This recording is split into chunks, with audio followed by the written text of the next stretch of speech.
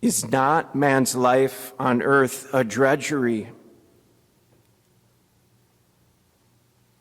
If in bed I say, when shall I rise? The night drags on. I'm filled with restlessness until the dawn. My days come to an end without hope. My life is like the wind. I shall not see happiness again.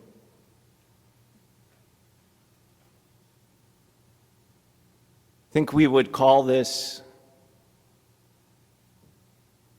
being down in the pit, like down in the dumps.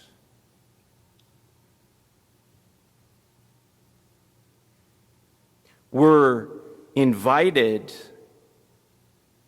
to be with Job as he's in this misery, and to hear his frank conversation with our God. He's weighed down, crushed beneath the harshest circumstances of life. All of us, we know the harsh circumstances of life in our own lives. This world so often can give you and me harsh circumstances.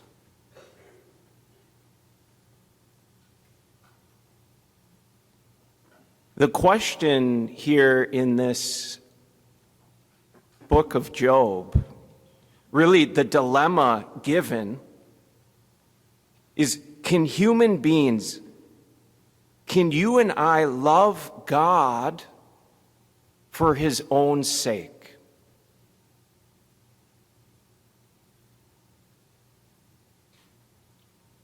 We can love God because of what he gives to us. We can love God because we feel the care he has for us. We can love God because of the relationships he has provided us.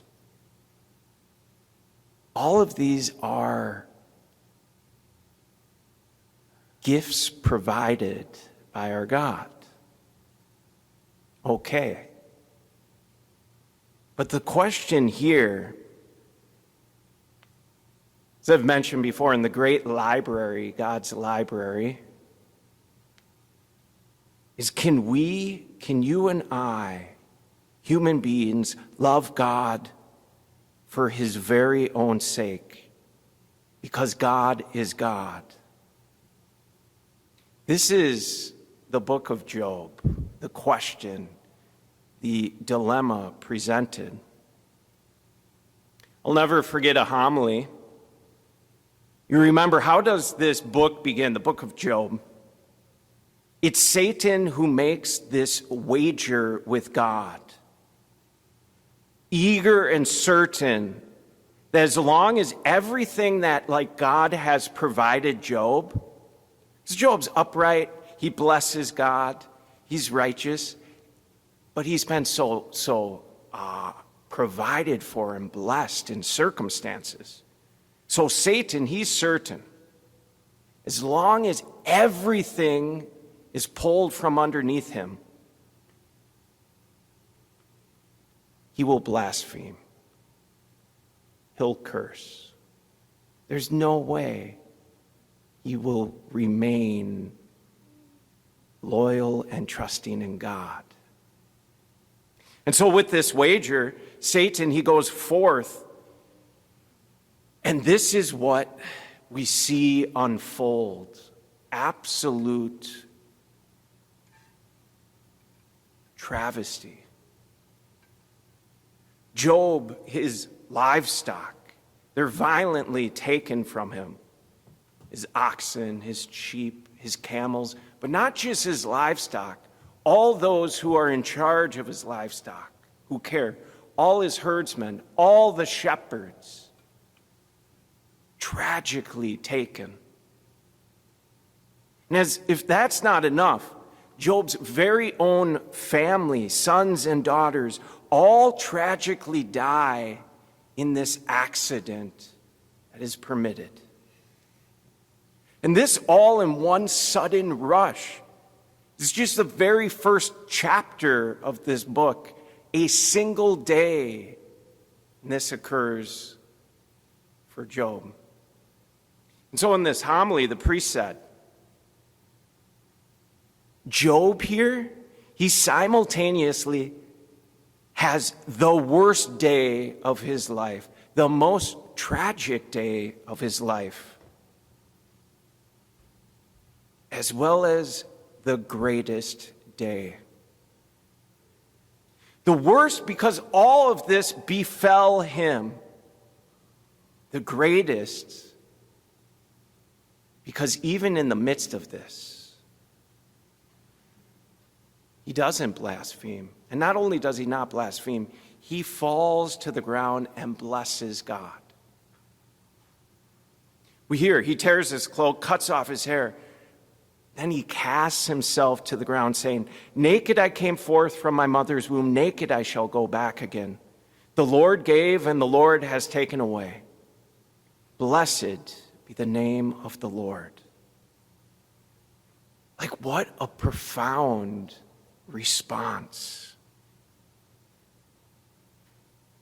This trust in the God of all circumstances. Not in the circumstances that God gives. I'd say that again. Job shows his profound trust and faith in God, the God of all circumstances. Not his trust and faith in the circumstances in which God provides. I don't know about you, but I certainly have so much area to grow here. So often, I have my trust, I have my faith in the circumstances that God provides, but less in Him alone. It's a beautiful showing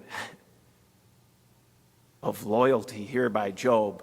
And so the question is, how would we even take a step in this direction? I'm far from it. But how would we begin to take a step? I would say this. We need to have heartfelt prayer.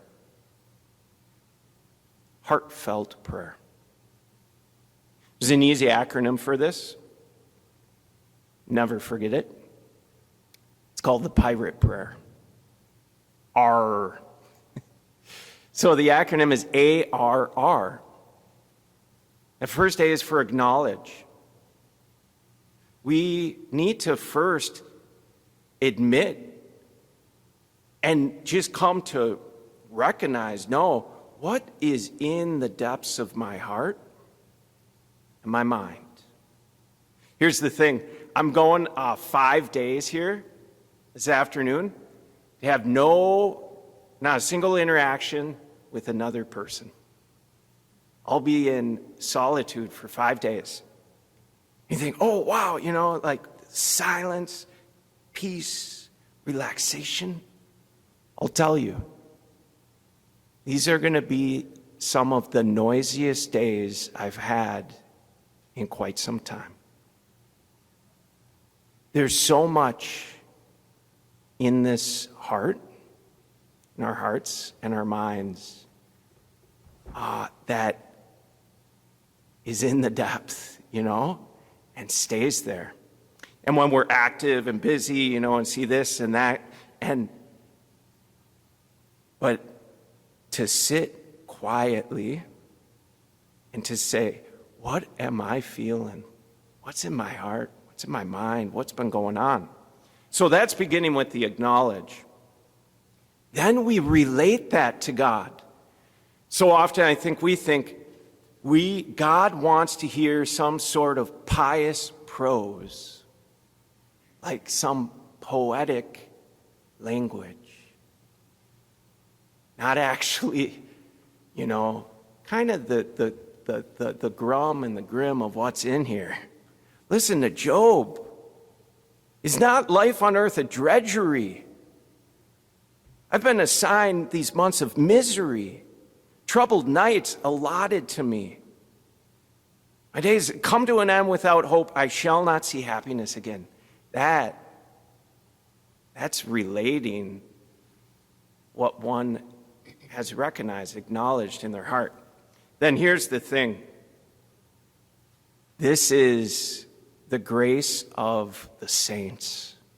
It's the hardest step, but it's to sit and receive, to listen, to hear, God, how are you loving me right now? My loss and my sorrow, how are you loving me right now? Another way to put it is to receive from God a new way to see our situation. It's a beautiful gift to be called into this heartfelt prayer, to be called into a more profound trust and faith in the God of all circumstances. Not primarily the circumstances that are given by God. Then to be able to say with Job, no matter the circumstances, blessed be the name of the Lord.